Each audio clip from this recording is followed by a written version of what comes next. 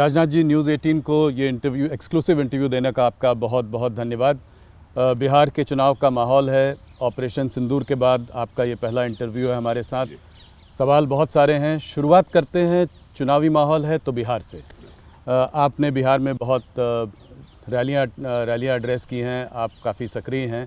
सबसे पहले ये जानना चाहेंगे कि आप क्या माहौल देख रहे हैं। कल पहले राउंड का मतदान हो चुका है, रिकॉर्ड टर्नआउट रहा है, करीब 65% का टर्नआउट रहा है। तो क्या देख रहे हैं आप, कितनी सीटें देते हैं आप अपने एनडीए को?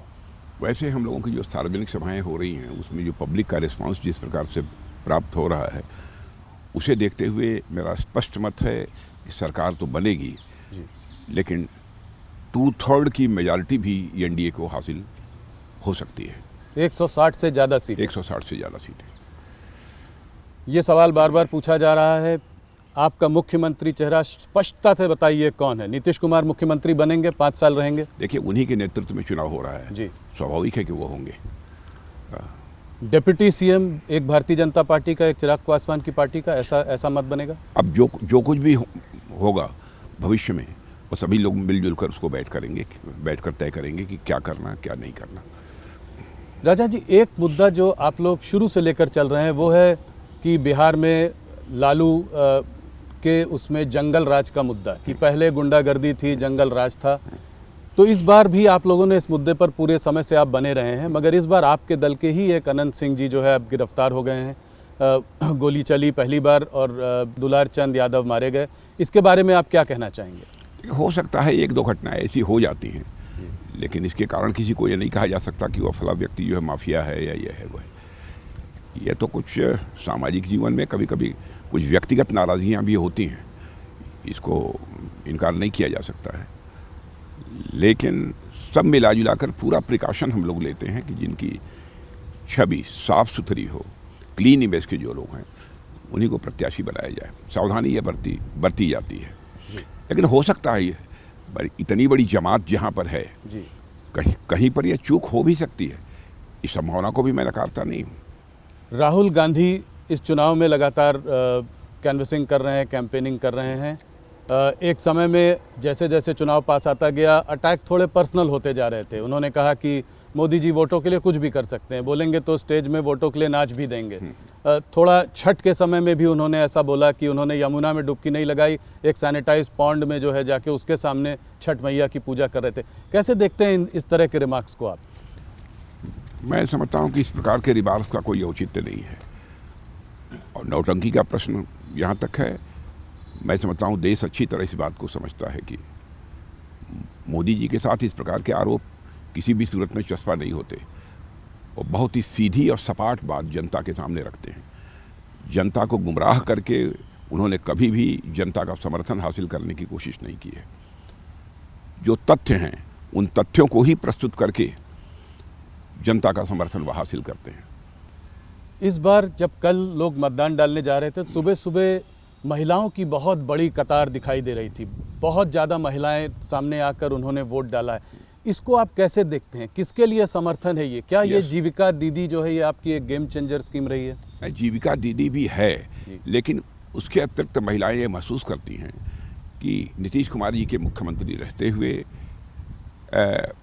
कानून और व्यवस्था की स्थिति बेहतर रही है। अराजक की स्थिति नहीं रही है जैसी कि आरजेडी के शासनकाल में हुआ करती थी। एक उसका भी स्पष्ट संदेश पूरे बिहार में है। और आप जानते हैं कि महिलाएं स्वाभाविक रूप से यह चाहती हैं कि किसी की भी सरकार हो, लेकिन कानून और व्यवस्था की स्थिति बेहतर होनी चाहिए, और ताकि वह कभी भी किसी समय भी रात को भी कहीं आना जाना पड़े तो उन्हें किसी प्रकार का कोई भय न हो। और महिलाओं ने यह महसूस किया है बिहार में कि जब वहाँ पर आरजेडी की सरकार थी, लालू जी जब वहाँ के मुख्यमंत्री थे, तो 5 बजे के बाद बाहर निकलने में 10 बार लोगों को सोचना पड़ता था। अब महिलाएं तो कम से कम बाहर निकल ही नहीं सकती थी। इसमें शराबबंदी का भी कोई बड़ा योगदान रहा है? जैसे कि ऑपोजिशन में तेजस्वी जी ने और प्रशांत किशोर ने कहा है कि उनके अगर वो लोग जीत कर आए तो शराबबंदी के बैन को उठा देंगे, लिफ्ट कर देंगे। हाँ। तो क्या इसमें इसका भी कोई फ़ायदा मिला है इनको? अब कितना फ़ायदा मिला है, कितना नहीं मिला है, इसका सही आकलन करना तो बहुत कठिन है, लेकिन मैं कह सकता हूँ कि इसका भी लाभ निश्चित रूप से मिला है। और महिलाओं ने तो इसे बहुत ही अच्छा महसूस किया है जी। क्योंकि अपनी प्रत्यक्ष आंखों के सामने जब देखती थी कि उनके परिवार के सदस्य लीकर का सेवन कर रहे हैं, शराब का सेवन कर रहे हैं, तो ये उन्हें अच्छा नहीं लगता था। एक बड़ा रेवेन्यू लॉस का एंगल भी इसमें है, करीब 20,000 करोड़ का रेवेन्यू लॉस बताते हैं कि सिर्फ इसकी वजह से हुआ है। तो देखिए, सामाजिक बुराइयों को दूर करने के लिए रेवेन्यू प्रॉफिट और रेवेन्यू लॉस के संबंध में विचार नहीं करना चाहिए, और उसको हम लोग कभी विचार भी नहीं करते हैं। हम राजनीति करते हैं तो समाज बनाने के लिए राजनीति करते हैं, केवल सत्ता हासिल करने के लिए हम राजनीति नहीं करते हैं। इस बार राजनाथ जी एक और फैक्टर देखा गया है जिसकी काफ़ी चर्चा है, वो है प्रशांत किशोर फैक्टर। लोग कह रहे हैं इस बार ये ट्रायंगुलर फाइट है। एक इन्होंने, प्रशांत किशोर जी ने अपनी नई पार्टी जनसुराज बनाई, पिछले 3 साल से बिहार में वो गांव-गांव जा रहे हैं, अपनी बात कह रहे हैं। तो क्या आप पीके फैक्टर कितना बड़ा है, कितना वोट शेयर उनको मिल पाएगा, किसका वोट अधिक काटेंगे, आपका या महागठबंधन का? देखिए, मैं मानता हूँ कि वो फैक्टर इनसिग्निफिकेंट है। अच्छा, इनसिग्निफिकेंट फैक्टर है, उस पर तो विचार करना ही नहीं चाहिए। देखिए, लंबे समय तक अपने मतों का प्रयोग करते करते अब इस देश की जनता राजनीतिक दृष्टि से काफ़ी जागरूक हो चुकी है। अब इस बात को अच्छी तरह समझती है कि कौन वोट काटने के लिए खड़ा है और कौन सरकार बनाने के लिए खड़ा है। इस आधार पर अपने मतों का फैसला करती है। तो आप मानते हैं कि वो सिर्फ महज वोट काटने के लिए खड़े हैं, ऐसा जनता समझती है? हाँ, जनता समझती है। माने वो जानती है कि इनको शायद ही एक भी सीट नहीं प्राप्त होगी। लोग ये मानकर चल रहे हैं बिहार में, जो हमारी बातचीत हुई है। जी। मैं अपने आकलन के आधार पर बता रहा हूँ। जहां आपने एक तरफ जीविका दीदी की बात करी, उसको एक गेम चेंजर स्कीम की तरह आप लेकर आए, तेजस्वी जी ने हर घर में एक गवर्नमेंट जॉब देने की बात की। आप लोगों ने, आप तमाम नेताओं ने खिल्ली भी उड़ाई, कहा कि ये कैसे स्वाभाविक है, ये कैसे होगा, 2 करोड़ फैमिली में 2 करोड़ जॉब कैसे देंगे, इतना पैसा कहाँ से आएगा।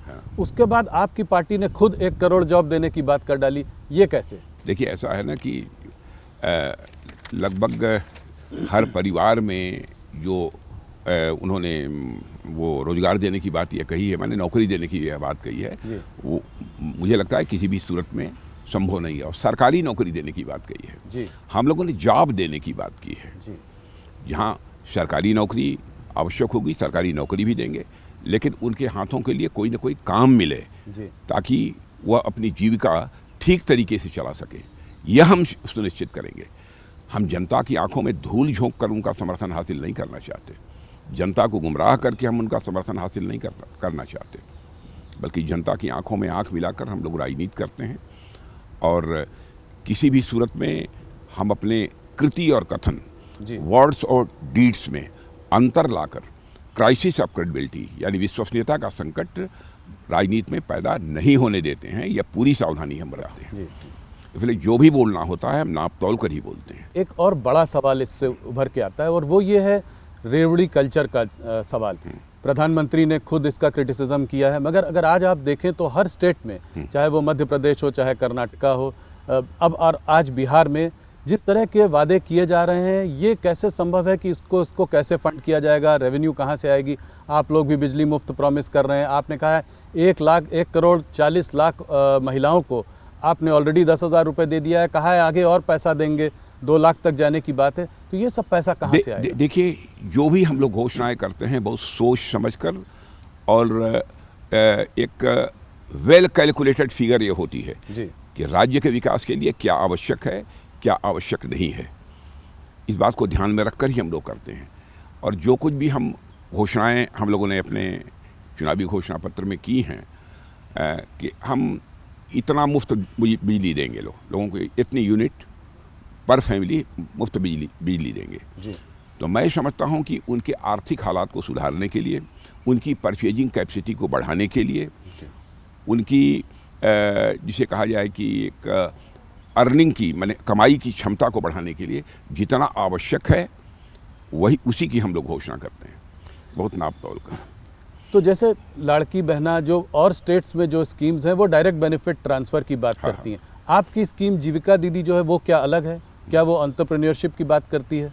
जीविका दीदी का तो उसके अर्थ ही ये है कि हम उनको कुछ न कुछ सहायता मुहैया कराएंगे ताकि अपनी वो जीविका ठीक तरीके से चला सकें और उनकी आर्थिक स्थिति पहले के कंपैरिजन में बेहतर हो सके। जब सभी हाथों को काम मिलेगा, चाहे वो जिस तरीके से काम मिले, यदि वह काम मिलेगा तो सभी अपना जो है उस राज्य की अर्थव्यवस्था में कंट्रीब्यूट कर सकेंगे। और यह प्रयत्न किसी भी राज्य सरकार को करना चाहिए और किसी भी राजनीतिक पार्टी को अपने घोषणा पत्र जारी करने के पहले इन सब सारे विषयों पर गंभीरतापूर्वक विचार करना चाहिए।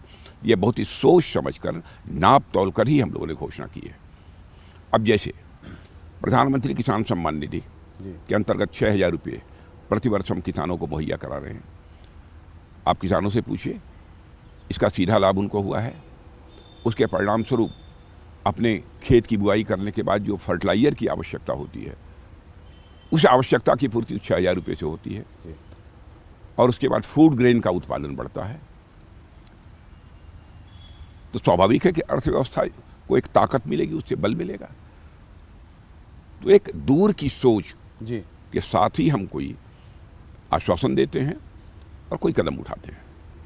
मूव थोड़ा सा एसआईआर की ओर चलते हैं। शुरुआत में बिहार के चुनाव की शुरुआत में एसआईआर वोटर अधिकार यात्रा राहुल जी ने और तेजस्वी जी ने निकाली थी।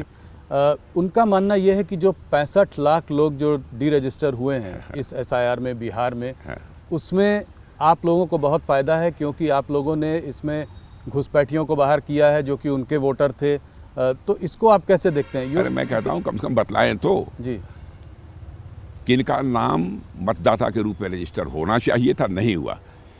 एक भी केस वो सामने नहीं ला पाए। बार बार इलेक्शन कमीशन भी अपनी तरफ से कह रहा है कि यदि आपको जो शिकायत हो वह शिकायत हमारे पास लाइए, हम उसकी जांच करने को तैयार हैं।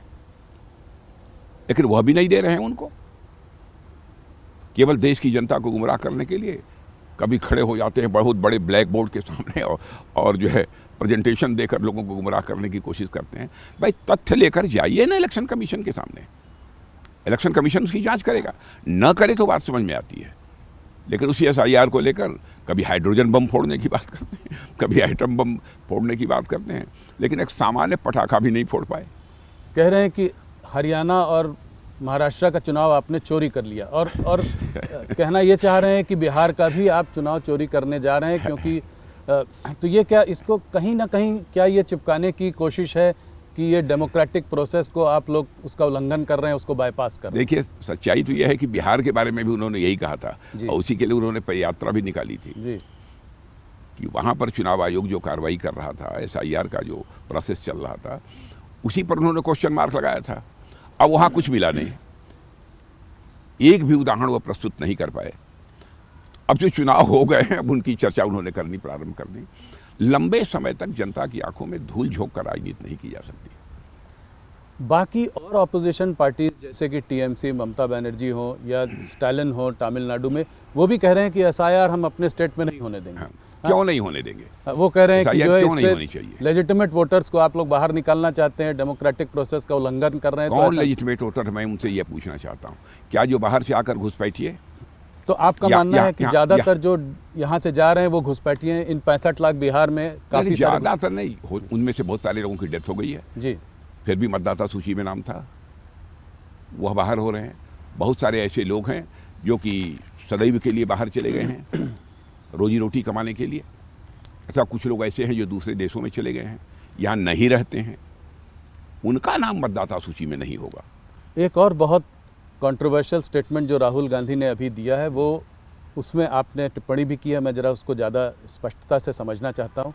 उन्होंने कहा है कि आर्म्ड फोर्सेस में भी सिर्फ 10% लोग आर्म्ड फोर्सेस को चला रहे हैं। क्यों बोला ऐसा? क्या नियत है? क्या इसके पीछे क्या कहना चाह रहे हैं राहुल गांधी, और आपका क्या जवाब है उनके लिए? देखिए, मैं कहना चाहूँगा कि जो कुछ भी वो बोलते हैं, इस देश में अनार्की पैदा करने की वो कोशिश करते हैं, क्योंकि इस बात को अच्छी तरह समझते हैं कि हम अपने एक्शन के माध्यम से, माने अपनी कृतियों के माध्यम से और अपने काम के माध्यम से हम जनता का विश्वास नहीं हासिल कर सकते, समर्थन हासिल नहीं कर सकते। इसलिए ऐसे ही बेबुनियाद और निराधार बातें जनता के सामने रख कर वह जनता को गुमराह करने की कोशिश करते हैं। लेकिन मैं मानता हूँ स्वस्थ राजनीति वही है जो जनता को गुमराह करके अथवा जनता की आंखों में धूल झोंक कर न की जाए, बल्कि जनता को विश्वास में लेकर राजनीति की जाए। तो पॉलिटिक्स को इस तरह की चीज़ों को आर्म्ड फोर्सेस पर लेकर नहीं आना चाहिए? नहीं, कोई सवाल ही नहीं है। देखिए आर्म फोर्सेस का जहाँ तक सवाल है, आर्म फोर्सेस का मैं मानता हूँ कि एक ही धर्म है जी वो तो आरक्षण क्या क्या बहुत सारी बातें उन्होंने कही है। जी आर्म फोर्सेस का एक ही धर्म है, वह सैन्य धर्म है, इसके अतिरिक्त उनका कोई धर्म नहीं होता। और आप देखिए सभी जाति और पंथ के लोग हमारे आर्म फोर्सेस में हैं और सभी की जो जिस धर्म को मानता है, जिस पूजा पद्धति को वह मानता है, तो सभी इस प्रकार के वहाँ आयोजन होते हैं। उनके अलग अलग वहाँ पर पूजा कराने वाले जो जिन्हें पुजारी कहा जाता है वह भी जो है मौजूद रहते हैं। किसी प्रकार का डिस्क्रिमिनेशन, किसी प्रकार का भेदभाव जाति पंथ अथवा मजहब के आधार पर हमारी सेना में नहीं है जी। और मैं समझता हूँ कि कम से कम सेना को छोड़कर ही उन्हें इस प्रकार की बातें करनी चाहिए। सेना को राजनीति में घसीटने की कोशिश नहीं करनी चाहिए जी। राजनाथ जी, ये अग्निवीर स्कीम को भी लेकर विपक्ष ने पहले बहुत बवाल किया है। 2026 में 4 साल इस स्कीम के ख़त्म होने वाले हैं। क्या आपको लगता है कि देश की हालत देखते हुए, सिक्योरिटी कंसर्न्स को देखते हुए 25% से ज़्यादा लोगों को आप रिटेन कर पाएंगे? देखिए ऐसा है, अग्निवीर एक बहुत ही एक शानदार स्कीम है, एक अच्छी स्कीम है और हम लोगों ने यह भी कहा है कि 4 साल का टेरोर पूरा करने के बाद जो लोग भी अग्निवीर हमारे बाहर आएंगे उनका समायोजन कहीं न कहीं निश्चित रूप से किया जाएगा। अथवा यदि वह रोजगार करना चाहते हैं तो रोजगार करने के लिए भी आवश्यक फंडिंग की व्यवस्था भी सुनिश्चित की जाएगी कि यूथफुलनेस जी यह सेना में बनी रहे, जी यह इंश्योर करना तो मैं समझता हूं कि यह बहुत ही आवश्यक है। उसी आधार पर यह फैसला लिया गया है। लेकिन मैं समझता हूं कि अपने भविष्य को लेकर किसी को चिंता करने की कोई ज़रूरत नहीं है जी। और उसके बारे में हम लोगों के कंसेप्ट में पूरी क्लैरिटी है। हम किसी को कोई क्षति नहीं पहुंचने देंगे। ये सुनकर वो लोग आश्वस्त होंगे। डोनाल्ड ट्रंप जी ने कहा है कि पाकिस्तान न्यूक्लियर टेस्ट कर रहा है। उन्होंने ये कहा है कि रशिया और चाइना जो आज कर रहे हैं, इसको देखते हुए, इसको नज़र रखते हुए हो सकता है अमेरिका भी ऐसा कुछ करने का प्रयास करे, कुछ करना सोचे। चाहता है करे। जी। भारत इसका क्या करेगा? क्या भारत भी कुछ न्यूक्लियर टेस्ट करेगा? ये सवाल है मेरा। भारत क्या करेगा ये तो भविष्य ही बतलाएगा, लेकिन जिसको जो करना है वह करे। हमें इस संबंध में कुछ नहीं कहना है। चाहे पाकिस्तान कर रहा है, चाहे अमेरिका कर रहा है, तो जिसको जो करना है कर रहा है। भारत किसी भय के कारण अथवा किसी दबाव में कोई कदम नहीं उठाता है। जो भारत को भारत के इंटरेस्ट में उचित लगेगा वही कदम हम उठाएंगे। सही समय पे करेगा। सही समय पर सही कदम उठाएंगे। जी। ऑपरेशन सिंदूर के बाद मैं आपसे पहली बार बात कर रहा हूं। मुझे याद है 2024 में आपने कहा था ये भारत वो भारत नहीं है, घर में घुस कर मारेगा। आपने इतने जोरों से बोला था कि पूरे इंटरनेशनल मीडिया ने भी उसको उठाया। ये सच साबित करके दिखा दिया। जी। पर कुछ लोगों का मानना है कि बहुत जल्दी हाथ पीछे खींच लिए। इतनी जल्दी रुक क्यों गए? वो लोग चाहते थे कि थोड़ा और जोरों से पाकिस्तान को मैं सबक इसे सिखाया पूरी जाए। तरह से स्पष्ट कर देना चाहता हूं कि बराबर पाकिस्तान के डीएमओ की तरफ से टेलीफोन आ रहे थे। जी। उनके टेलीफोन आने के बाद तब यह हुआ। माने हम लोग युद्ध पिपासु नहीं हैं। जी। कुछ लोग ऐसे होते हैं जो बराबर चाहते हैं कि युद्ध हो, कन्फ्रंटेशन हो। भारत ऐसा नहीं चाहता है कभी।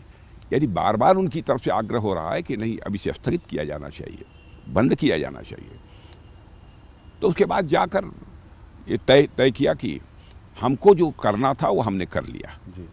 अब उसके बाद इस युद्ध को आगे बढ़ाने का कोई औचित्य अब नहीं है। आवश्यकता पड़ेगी फिर करेंगे। ये आप लोग बार बार बोल रहे हैं, इसका क्या अभी भी लगता है कि कुछ ऐसी स्थिति बनी हुई है कि उसको दोबारा करना पड़ेगा ऑपरेशन सिंदूर को? अब ये तो भविष्य के गर्भ में छिपा हुआ है, क्या होगा कैसे होगा। लेकिन ऑपरेशन सिंदूर के बारे में स्पष्ट कर देना चाहता हूँ कि ऑपरेशन सिंदूर हमारा समाप्त नहीं हुआ है, हाल फिलहाल ही स्थगित है। हम लोगों ने क्या सावधानी बरती? आतंकवादियों ने चोरी छुपे घुसकर भारत की सीमा के अंदर हमारे निर्दोष नागरिकों को मारा। जी। हम लोगों ने टारगेट किया, जो टेररिस्ट सेंटर्स थे उन्हीं को टारगेट किया है पाकिस्तान में। आम जनता को हम लोगों ने नहीं मारा है।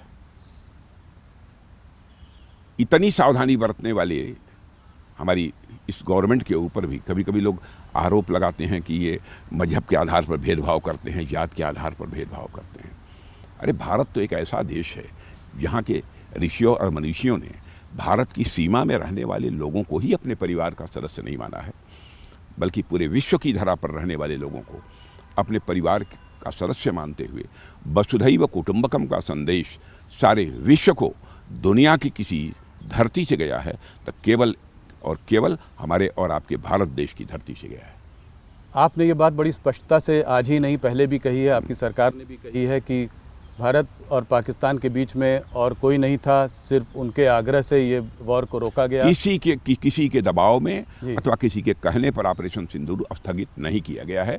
मैं दो टूक शब्दों में इसे स्पष्ट करना चाहता हूँ। और आप ये जानते होंगे कि राजनीतिक जीवन में पूरा प्रिकॉशन लेता हूँ कि कभी झूठ न बोला जाए। एक भी कोई घटना आप मेरे राजनीतिक जीवन की नहीं बतला सकते हैं। मैंने ठीक है, बचपन में कुछ हुआ हो तो मैं नहीं कह सकता हूँ, प्रारंभिक राजनीतिक जीवन में। देखो उसके बाद मैं सावधानी बरतता हूँ, लेकिन मैं भी इंसान हूँ, कभी कोई गलती हो सकती है। लेकिन इस संबंध में मैं पूरी तरह से आश्वस्त हूँ। जो कुछ भी मैं कह रहा हूँ सोच समझ कर कह रहा हूँ। प्रेसिडेंट ट्रंप ने फिर भी अनेकों बार ये कहा है कि उन्होंने जो है बड़ा रोल इसमें प्ले किया है इसको बंद करवाने में, और क्योंकि हम नहीं माने उसका खामियाजा भी हमें भुगतना पड़ रहा है। हमारे ऊपर टैरिफ लगाया गया है, वीज़ा के तमाम रेस्ट्रिक्शंस आ रहे हैं। इसके बावजूद आपने अभी 10 ईयर का डिफेंस जो है पीट हेग्सेथ के संग 10 इयर्स डिफेंस पैक्ट किया, ऐसा क्यों? वो कह रहे हैं उसके बावजूद हमारे साथ समझौता किया ना जी। हाँ, इसका मतलब कि सारे इंडिकेशंस पॉजिटिव हैं जी। तो आप मानते हैं कि ये जो तनावपूर्ण की स्थिति जो बनी हुई है दोनों देशों के बीच अब पहले से बेहतर है? अब इसके बारे में विचार करना पड़ेगा, तनावपूर्ण है कि नहीं है, क्या है, इसके बारे में मैं नहीं बतला सकता। इसके बारे में तो ये जो लोग बोलते हैं वही बतला सकते हैं।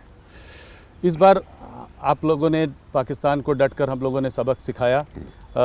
टेरर कैंप्स के साथ उनके 11 जो है डिफेंस बेसिस को भी हमने तबाह किया, उसमें क्षति पहुंचाई। इसके बावजूद वहाँ के जनरल मुनीर को प्रमोशन मिला। वो तमाम तरह की बातें करते हैं। क्या पाकिस्तान कभी बाज आएगा अपनी इस तरह की करतूत? प्रमोशन मिला कि प्रमोशन उन्होंने ले लिया पाकिस्तान के बारे में कुछ कहा नहीं जा सकता जी। वहाँ पर तो आप जानते हैं कि आर्मी का एक प्रकार से वर्चस्व है। थोड़ा सा पाकिस्तान से हटकर अफगानिस्तान की ओर चलते हैं। अफगानिस्तान के फॉरेन मिनिस्टर मुताकी जी हमारे यहाँ पे आए हुए थे। उसी बीच पर दोनों की पाकिस्तान और अफगानिस्तान के बीच में झड़प भी हुई। पाकिस्तान ने काबुल में बमबाजी भी की। पाकिस्तान का ये कहना है कि इस सब के पीछे भारत का हाथ है, इशारा हमारी तरफ है। क्या कहेंगे? पूरी तरह से बेबुनियाद और निराधार आरोप है। हम लोग कहीं भी किसी भी प्रकार के कन्फ्रंटेशन में विश्वास नहीं करते हैं जी। हम तो पूरे विश्व में शांति चाहते हैं। हम इसी के पक्षधर हैं। हम किसी को यह उकसाएंगे नहीं कि उसके किसी के साथ संघर्ष किया जाए। हाँ, लेकिन हमें कोई छेड़ेगा तो हम छोड़ेंगे नहीं। हमारी नीति पूरी तरह से स्पष्ट है। किसी बैसाखी का सहारा लेकर हम अपने आत्मस्वाभिमान की रक्षा नहीं करते हैं जी। हम स्वतः करते हैं, फैसले स्वतः लेते हैं और स्वतः जो कार्रवाई करनी होती है हम कार्रवाई भी करते हैं। लेकिन हम विश्व में संघर्ष नहीं चाहते, ये हमारी मूल सोच है। अफगानिस्तान और पाकिस्तान के बीच में जो प्रॉब्लम जो चली आ रही है वो ड्यूरेंट लाइन को लेकर है। वो ड्यूरेंट लाइन को लेकर विवाद रहा है। मेरा सवाल आपसे सिंपल सा है, भारत का इसमें क्या मत है? जो भी मामले हैं आपस में सारे देशों को बैठकर सुलझाना चाहिए। हम किसी देश के मामले में हस्तक्षेप नहीं करना चाहते। यदि दोनों देश सहमत हों कि नहीं हस्तक्षेप होना चाहिए, किसी को आकर जो है बातचीत का सिलसिला प्रारंभ करना चाहिए, उस समय सोचा जा सकता है। मान न मान मैं तेरा मेहमान, इसमें हम लोग विश्वास नहीं करते। बांग्लादेश के जो इंटरिम लीडर हैं मोहम्मद यूनुस, वो अक्सर प्रोवोकेटिव स्टेटमेंट्स देते रहते हैं। हाल में उन्होंने एक पाकिस्तान जनरल को जो बांग्लादेश का नक्शा दिया उसमें नॉर्थ ईस्ट बांग्लादेश में था, बांग्लादेश में दिखाया। इस पर आप क्या कहेंगे? बहुत ही दुर्भाग्यपूर्ण है, इससे उनको बचना चाहिए। और जहाँ तक पड़ोसी देशों का प्रश्न है, पड़ोसी देशों के साथ हम अपने रिश्ते बेहतर बनाकर रखना चाहते हैं। किसी भी प्रकार की तनावपूर्ण स्थिति अपने पड़ोसी देशों के साथ हम नहीं चाहते हैं। राजन जी, इससे एक लार्जर बड़ा सवाल ये निकल कर आता है कि आज क्या एक समय में हम पाकिस्तान से लड़ते रहते थे, पाकिस्तान से हमारा प्रॉब्लम था। उसके बाद गलवान हुआ तो हमारा चाइना से भी थोड़ा तनावपूर्ण माहौल बना रहा। अब बांग्लादेश, तो क्या ये तीनों फ्रंट पर एक तरीके से अशांति का एक माहौल है? 3 फ्रंट हमारे लिए खुल गए। इसको हम कैसे डील करेंगे? इससे हम कैसे आगे निकलेंगे? अब जितनी भी समस्याएं आएंगी, जो भी चैलेंजेस हमारे सामने आएंगे, भारत की वो अपनी क्षमता है कि सारी चैलेंजेस को मीट आउट कर सकती है, सारी चुनौतियों का सामना कर सकती है, उसका समाधान निकाल सकती है। लेकिन हम लोग शांति में विश्वास करने वाले लोग हैं, हम अशांति नहीं चाहते हैं। लेकिन इसका मतलब यह नहीं कि भारत कायर है। भारत के स्वाभिमान पर यदि कोई चोट पहुंचेगी तो भारत उसका मुंह तोड़ जवाब देगा। बस इतना ही मैं कहना चाहूँगा। पड़ोसी देशों में भी स्थिति सहज और सामान्य होनी चाहिए, यह हमारी सोच है। पड़ोसी देशों का जहाँ तक प्रश्न है, पड़ोसी देशों के साथ हम अपने अच्छे रिश्ते बनाकर चलना चाहते हैं। क्योंकि हमारे अटल जी जो हमारे नेता थे वो भी बराबर कहा करते थे कि हमें बराबर सावधानी ये बरतनी चाहिए, हमें ये बात ध्यान में रखनी चाहिए कि ज़िंदगी में दोस्त बदल सकते हैं लेकिन पड़ोसी कभी नहीं बदलता। बहुत बड़ी बात आपने कही। आप डिफेंस मिनिस्टर लंबे समय से रहे हैं, थोड़ी सी बात करते हैं आपके आने के बाद जो चेंजेस आए हैं, जो रिफॉर्म्स आए हैं, थोड़ा सा आपसे समझना चाहेंगे। आजकल के दौर में एयर सुपीरियॉरिटी होना बहुत ज़रूरी है। जो भी अभी हाल और एयर सुपीरियॉरिटी अपनी दिखा भी दी हम लोगों ने। जी, बिल्कुल। उसी से सवाल, वहीं से मैं 2-3 सवाल उस पर पूछना चाह रहा था। हाल में MiG-21 को भी हमने फाइनली जो है रिटायर किया है। उसका रिप्लेसमेंट तेजस, उस पर हमारा भरोसा है। तो ये कहाँ पे है? क्या जी से जो बातचीत चल रही है उनसे बातचीत ठीक चल रही है या कोई वहाँ डिले हो रहा है? कोई अल्टरनेटिव्स के बारे में हम सोच रहे हैं क्या? देखिए, जी का, सेफ्रॉन का, अन्य बहुत सारी ऐसी कंपनियां हैं जी। कुछ स्टेप्स हम काफ़ी आगे बढ़ चुके हैं जी। इस समय उसका मैं खुलासा यहाँ नहीं करना चाहता हूँ क्योंकि ये मामला CCS में जाकर ही यह तय होगा, इसलिए मैं उस पर नहीं बोलना चाहता हूँ। हमारी कंसेप्ट की क्लैरिटी है इस मामले में कहाँ जा रहा है, लेकिन यह मानकर चलिए कि विद इन ए ईयर वह स्थिति बनने जा रही है कि हम इन सब सारे फाइटर प्लेन्स के इंजन भी भारत में ही बनाएंगे, भारत की धरती पर बनाएंगे और भारतवासियों के हाथों से बनेंगे। ये बड़ा स्टेटमेंट है। तो ये भी करेंगे और बाहर से भी लेंगे? इसमें हाल फिलहाल तो हमको इंजन बाहर से लेने की आवश्यकता है जी। उसमें कोई अमेरिकी दबाव कि अमेरिका से ही लेना है? कोई दबाव नहीं। और वो भी जो बाहर से लेंगे उसमें हम अपनी शर्तों से कंप्रोमाइज नहीं करने वाले हैं जी। हाँ, हो सकता है ये भी, इस संभावना को नकारा नहीं जा सकता। बहुत प्रबल संभावना है कि हम कहें कि ठीक है, हम आपसे इंजन लेंगे लेकिन इंजन की मैन्युफैक्चरिंग आइए भारत में कीजिए। ये किससे और हमको टेक्नोलॉजी ट्रांसफ़र करिए। ये किसी से बात हो रही है, किसी कंपनी से? इसका मैं खुलासा करना नहीं चाहता है, लेकिन मैं जो बोल रहा हूँ वो बेसलेस नहीं है। जी बिल्कुल, आधारहीन नहीं है, इतना आप तो स्वीकार कीजिए। नहीं बिल्कुल। हाँ, किन किन कंपनी से हम बात कर रहे हैं उस संबंध में अभी मैं कुछ कह नहीं। फ्रेंच कंपनी साफरान के साथ मिलकर 5th जनरेशन फाइटर एयरक्राफ्ट के लिए इंजन बनाने की बात चल रही है।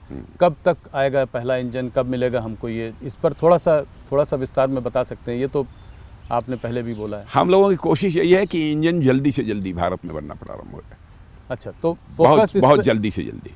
अब इस संबंध में एक फैसला CCS के द्वारा होना है। मैं समझता हूँ कि वह भी बहुत ही जल्दी हो जाएगा। तो कोलैबोरेशन बाहर की कंपनियों से हो सकता है पर बनना भारत में। ये इस बात पर काम चल रहा है। जिसके साथ भी हम अपने ये एग्रीमेंट करें, जिसके साथ भी हम समझौते करें, वो टेक्नोलॉजी भी ट्रांसफ़र करें। टेक्नोलॉजी ट्रांसफ़र भी हो। तो जो 5th generation fighter advance medium combat aircraft की बात हो रही है, AMCA, उसका डिज़ाइन तैयार हो चुका है? वो बात कहाँ तक आगे बढ़ी है? प्रोग्रेस अच्छी है, संतोषजनक है। तो इस पे कुछ टाइमलाइंस वगैरह आप दे सकते हैं? कुछ जल्दी होना चाहिए। जल्दी? एक एक्सपर्ट्स कह रहे हैं इसमें 10 साल तक लग सकता है पूरी प्रतिक्रिया को होने में। तो कुछ ये ठीक है? थोड़ा समय लग सकता है, लेकिन अब वो 10 साल लगेगा मुझे ऐसा नहीं लगता है। 10 साल से पहले होने की? उसके पहले भी हो सकता है। ऑपरेशन सिंदूर में हमारा रफाल को लेकर कैसा एक्सपीरियंस रहा? बहुत ही अच्छा एक्सपीरियंस रहा है। रफाल ने करिश्मा किया है और बहुत ही शानदार जो है ये फाइटर प्लेन है। तो ये 114 जो रफाल वो है, ये कब तक पूरा हो जाएगा? अब प्रतीक्षा करिए, समय की बात होती है, बातचीत तो होती रहती है, तो उसमें कुछ समय लग सकता है, पर लेकिन प्रोग्रेस सब मिला जुला कर ठीक है।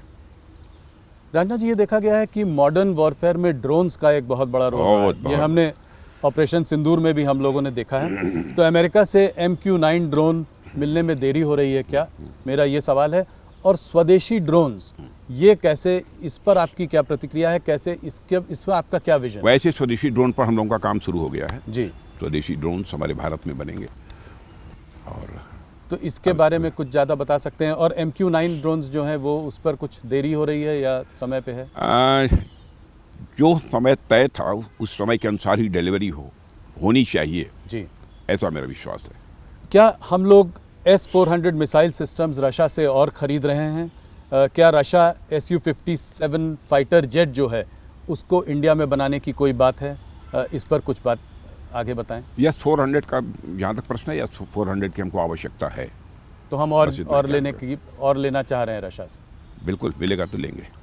और Su-57 फाइटर जेट इंडिया में बनने की कुछ बातचीत चल रही है? इस संबंध में अभी कुछ नहीं कहूँगा। ब्रह्मोस मिसाइल्स पे अगर बात करें, ऑपरेशन सिंदूर के दौरान ये काफ़ी इफेक्टिव रही, बहुत इफेक्टिव था। कुछ देशों से हमारे पास जो है इंटरेस्ट भी आ रहा है इनमें, तो क्या ये हमारे इसको अगर बाहर देशों से इंटरेस्ट आ रहा है तो इससे डिफेंस एक्सपोर्ट्स पर कोई बड़ा असर पड़ेगा? बहुत बड़ा असर पड़ेगा। कुछ आंकड़े देकर इसको समझाएं। हाँ बिल्कुल, हमारा एक्सपोर्ट का ये आंकड़ा बढ़ेगा, क्योंकि इस समय तक अप्रॉक्सीमेटली 25,000 करोड़ का हम एक्सपोर्ट कर रहे हैं। हमारा एक टारगेट है जी कि 29-30 समाप्त होते होते हमारा एक्सपोर्ट मिनिमम 50,000 करोड़ तक का पहुंच जाए। सिर्फ और इससे हम कॉन्फिडेंट हैं कि हम 50,000 करोड़ के अपने एक्सपोर्ट के लक्ष्य को हासिल करने में कामयाब होंगे। सिर्फ ब्रह्मोस को लेकर कि नहीं, पूरे टोटल डिफेंस? जी। क्या आपने देखा होगा कि इंडिजनाइजेशन का सिलसिला भी हम लोगों ने तेजी के साथ प्रारंभ किया है। जी। बहुत सारे आइटम्स के बारे में हम लोगों ने फैसला किया है कि चाहे जो भी हो हम भारत में ही बनाएंगे, भारत की धरती पर ही बनाएंगे, भारतवासियों के द्वारा ही वो बने, यह हम सुनिश्चित करना चाहेंगे। यह हम लोगों का फैसला है। पॉजिटिव इंडिजनाइजेशन लिस्ट बनाई है हम लोगों ने जी। तय कर लिया है कि हमारे यहाँ 550 आइटम हैं जी। किसी भी सूरत में हम दुनिया के देशों से इसको इंपोर्ट नहीं करेंगे, भारत में ही इसको बनाएंगे। ऐसे ही कुछ लोकल रिप्लेसमेंट यूनिट्स होती हैं, तो लगभग 5,000 ऐसी यूनिट्स को हम लोगों ने तय किया है। अब वह भी सारे आइटम्स हम विदेशों से नहीं लेंगे, लेकिन भारत में ही बनेंगे। और अब तक आपको जानकर खुशी होगी, लगभग 2-2.5 हज़ार ऐसे आइटम्स हम लोगों ने भारत में बनाना शुरू कर दिया है। तो बहुत ही शानदार प्रोग्रेस है इंडिजनाइजेशन के मामले में, स्वदेशीकरण के मामले में। तो आत्मनिर्भरता में डिफेंस सबसे आगे चल रहा है, ये बोला जा सकता है। अब मैं सबसे आगे अपने को कैसे कहूँ, लेकिन यह है कि इंडिजनाइजेशन में जो प्रोग्रेस है जी, स्वदेशीकरण में जो प्रोग्रेस है भारत में रक्षा क्षेत्र में, वो बहुत ही संतोषजनक है। अग्नि 6 मिसाइल का टेस्ट कब होगा? ये हमारी जो है लॉन्गेस्ट इंटरकॉन्टिनेंटल बैलिस्टिक मिसाइल है, इसके बारे में कुछ बताएं। प्रतीक्षा करिए। काफ़ी चर्चा में है, काफ़ी स्पेकुलेशन भी है। मैंने सोचा आपसे डायरेक्ट पूछूं तो कुछ सवाल का जवाब कैसे बतला दूं, लेकिन प्रतीक्षा करिए। पर होगा सब जो होगा सब अच्छा होगा, अच्छा होगा, आपको खुशी होगी। अच्छा चलिए, आपने ना कहते हुए भी थोड़ा कुछ कहा। क्या न्यूक्लियर सबमरीन प्रोजेक्ट डिलेड है? डिलेड तो नहीं कह सकते हैं, लेकिन हाँ थोड़ा कुछ समय थोड़ा अधिक लगा है, ये बात तो सही है, इसको मैं स्वीकार करता हूँ। लेकिन वो भी बनकर तैयार हो जाएंगे, ज़्यादा डिले उसमें नहीं है। 1 लाख करोड़ की लागत इसमें लगी है, तो पर आप सेटिस्फाइड हैं कि ये आप चल रही है, प्रोग्रेस बहुत अच्छी है, प्रोग्रेस ठीक है? पहले से प्रोग्रेस और इम्प्रूव की है।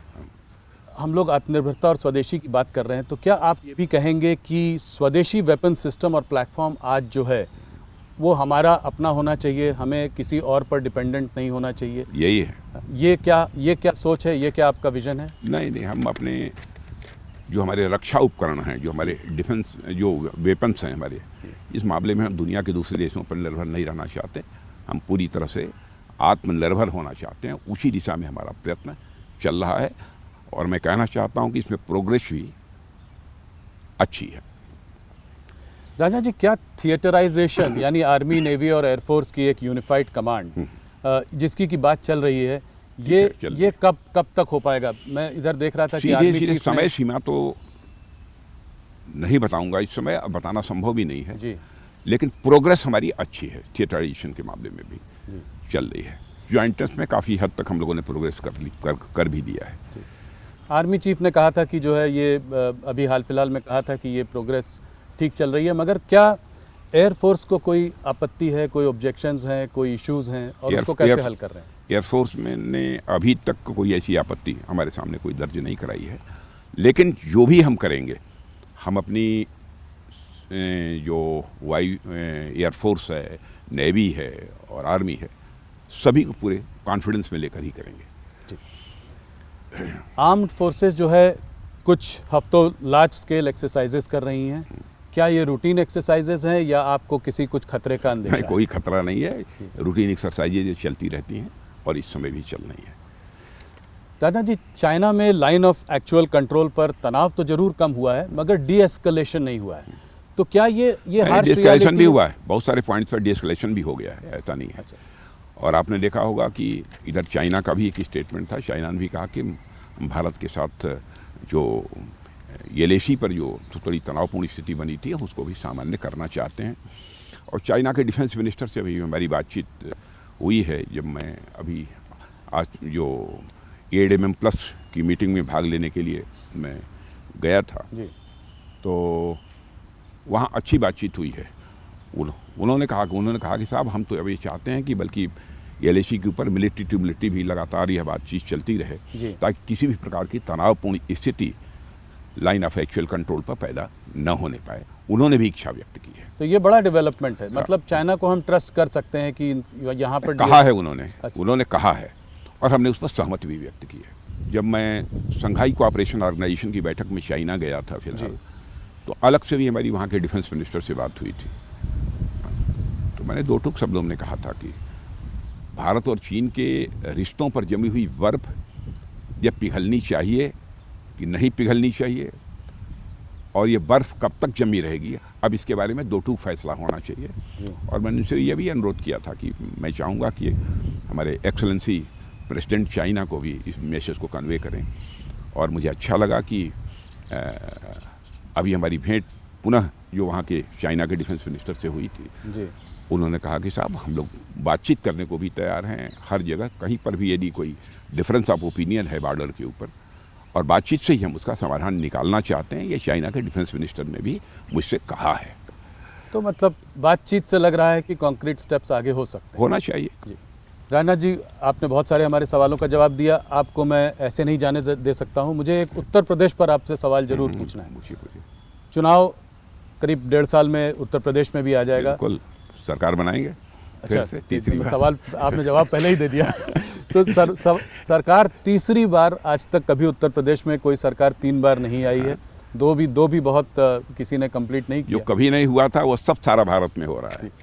पर मेरा सवाल यह है कि लोकसभा में जो 2024 के जो चुनाव के रिजल्ट्स आए, जिसमें जिस तरह से यूपी में जो हुआ, उसको देखते हुए आपको लगता है कि तीसरी बार सरकार बनेगी, और किन मुद्दों पर यह चुनाव होगा? देखिए, वो पार्लियामेंट के चुनाव से उसको जोड़कर मत देखिए। कुछ ऐसी परिस्थितियां रही होंगी जिसके कारण वैसी स्थिति बनी, लेकिन सब मिला जुला कर उत्तर प्रदेश का माहौल बहुत ही अच्छा है। योगी आदित्यनाथ जी बहुत अच्छी तरह सरकार चला रहे हैं, और कानून और व्यवस्था के मोर्चे पर आपने देखा कितनी शानदार कामयाबी उत्तर प्रदेश में हासिल हुई है। नहीं, वो बहुत बड़ी, हाँ, बड़ी कामयाबी है। और आपने यह भी आप स्वीकार करेंगे कि विकास की पहली शर्त होती है चुस्त दुरुस्त कानून व्यवस्था। यदि कानून व्यवस्था चुस्त दुरुस्त है, विकास तेजी के साथ होगा, और हो रहा है। तो अगला चुनाव में मुद्दा, विकास का मुद्दा लेकर आप लोगों के बीच में जाएंगे? हाँ, विकास का मुद्दा तो हम बराबर हर चुनाव में लेकर जाते हैं। जहाँ हमारी गवर्नमेंट है, दोबारा जी हम तिबारा हम चुनाव ही लड़ते हैं, तो विकास का मुद्दा हमारा एक अहम मुद्दा होता है, क्योंकि चूंकि किया है जी, साफ लोगों को दिख रहा है। सब लोगों का एक ही सवाल है, मेरे कलीग्स ने भी मुझसे कहा है कि ये सवाल जरूर राजनाथ जी से पूछिएगा, भारतीय जनता पार्टी का नेक्स्ट प्रेसिडेंट कब बनेगा, कब इसका अनाउंसमेंट आएगा? मैं समझता हूं कि बिहार चुनाव के बाद आपको उसके परिणाम साफ दिखाई तो मतलब देंगे। करीब बात तय हो चुकी है? हमारे यहाँ कोई विवाद नहीं रहता है।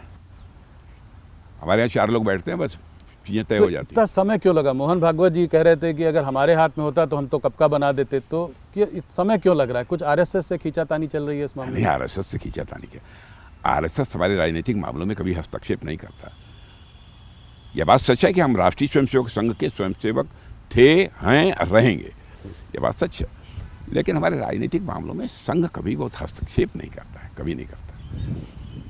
बात आरएसएस की छिड़ी है तो आपसे पर्सनल लेवल पर एक सवाल पूछना चाहूँगा। आप आरएसएस बहुत छोटी उम्र में आपने ज्वाइन कर लिया था, थोड़ा उसके बारे में बताएं। कैसे उसके संपर्क में आए, किस उम्र में आपने वो किया, और कैसे आरएसएस ने आपके राजनीतिक जीवन को तराशा है और उसको एक डायरेक्शन दिया है? देखिए, मैं हाई स्कूल में पढ़ता था, तभी वहाँ के एक तहसील प्रचारक थे, उन्हीं के संपर्क में आने के बाद मैं हाई स्कूल मतलब बहुत छोटी उम्र में 10th क्लास में मैं पढ़ता था, तो 14-15 और साल तब से ही संघ की शाखा में जाना मैंने प्रारंभ किया। और जिस तरीके का वहाँ माहौल रहता है, जिस प्रकार का जीवन जीने की कला वहाँ सिखाई जाती है, और जिस प्रकार से देशभक्ति की भावना इनकलकेट कराई जाती है, चित्त में बैठाई जाती है, उन सब सारी चीज़ों ने हमको बहुत ही प्रभावित किया है। वहाँ की सादगी, वहाँ की सरलता, वहाँ के नेतृत्व का त्यागपूर्ण जीवन, इन सब सारी चीज़ों ने मुझे बहुत ही प्रभावित किया है। किन लोगों ने प्रेरित किया आपको? कुछ लोगों के नाम जिन्होंने आपको बहुत ऐसे लोग हैं, हमारे उस समय जो परम पूज्य सरसंघ चालक हुआ करते थे, उनसे लेकर और निचले स्तर पर भी मैंने देखा कि बहुत ही सादगी और सरलता का जीवन, और एक जीवन में जो एक हर मनुष्य की एक अपनी प्रतिबद्धता होनी चाहिए, वो प्रतिबद्धता भी जो वो राष्ट्र के प्रति, समाज के प्रति उन लोगों की देखी, उसने मुझे प्रभावित किया है। राणा जी, बहुत बहुत धन्यवाद आपका। आपने इतना समय दिया, हमारे सारे सवालों का जवाब दिया। देश भर में न्यूज़ 18 इंडिया के माध्यम से आपको देखा जा रहा है। न्यूज़ 18 बिहार का सबसे बड़ा चैनल है, 80% शेयर है हमारा, वहाँ आपको देखा जा रहा है। आपको चुनाव के लिए हार्दिक शुभकामनाएं। बहुत बहुत धन्यवाद। बहुत बहुत धन्यवाद।